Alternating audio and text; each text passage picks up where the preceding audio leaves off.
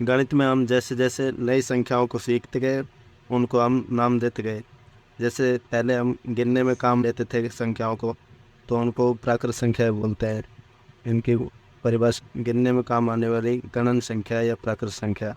आर्यभट्ट ने जीरो का कॉन्सेप्ट दिया, उसमें जीरो को मिलाने के बाद बोलने लगे उनको, जैसे 0 1 2 3 4। इसके बाद एक नया कॉन्सेप्ट दिया गया ऋणात्मक संख्याओं का।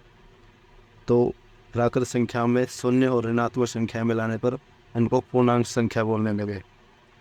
इनको संख्या रेखा पर जो बाईं तरफ है उनको ऋणात्मक संख्या लिखते हैं और दाईं तरफ धनात्मक संख्या लिखते हैं।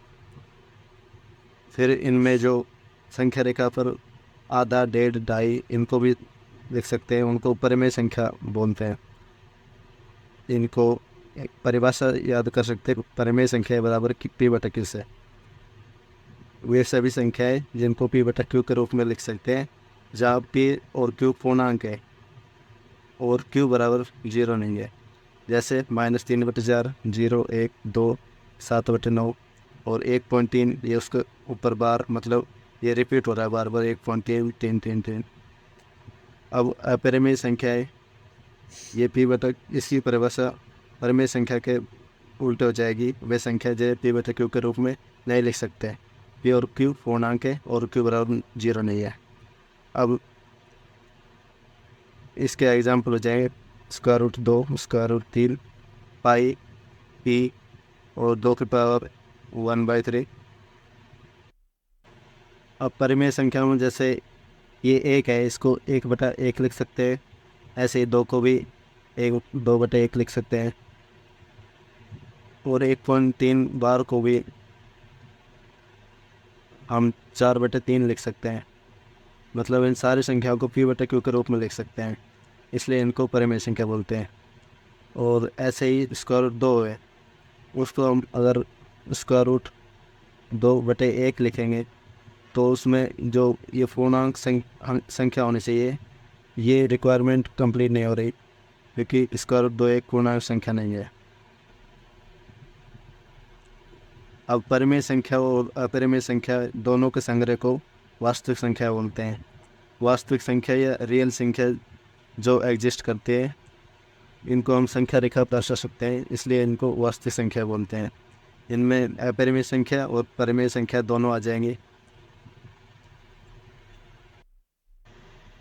अब संख्या पद्धति को एक ड्राइंग से समझ सकते हैं। जैसे प्राकृत संख्याएं इस बक्से में है, तो पूर्ण संख्या के बक्से में प्राकृत संख्याएं आ जाएंगी, क्योंकि सभी पूर्ण संख्याओं में प्राकृत संख्याएं भी आती है। जैसे इसमें केवल 0 ऐड किया है, ऐसे ही पूर्णांक संख्या में पूर्ण संख्या और प्राकृत संख्या आ जाएंगी, इसलिए इसके बक्से में ये दोनों बक्से डाल दिए। अब परिमेय संख्या में ये सारी संख्या आ जाएंगी, पूर्णांक, पूर्ण संख्या, तो इसके बक्से में परिमेय संख्या भी डाल दी। अब अपरिमेय संख्या है, उनमें ये संख्याएं नहीं आती, इसलिए उनका अलग बनाना पड़ेगा।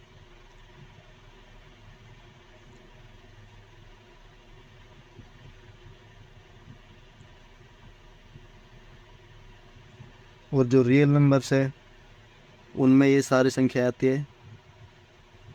इसके अलावा काल्पनिक संख्या है, वो इसके बाहर आती है।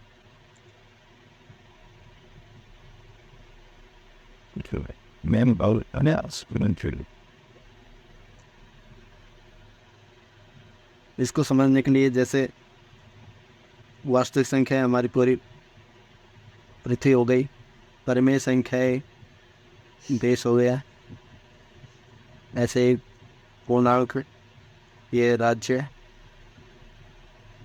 अपरिमेय संख्या है कोई दूसरा देश हो गया, और काल्पनिक संख्या है केवल कल्पना में आती है।